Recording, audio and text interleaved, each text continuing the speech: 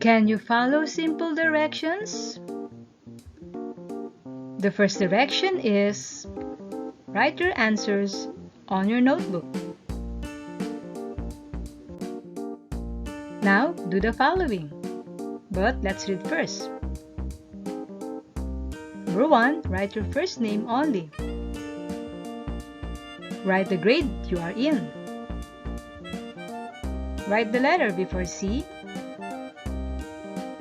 Then, read the words in the box below. Next, copy the word that tells where you live. Next, write your favorite food. Draw your favorite toy. Then lastly, ask your mom or dad to check your work. Then say, "Thank you." You can pause this video and start now.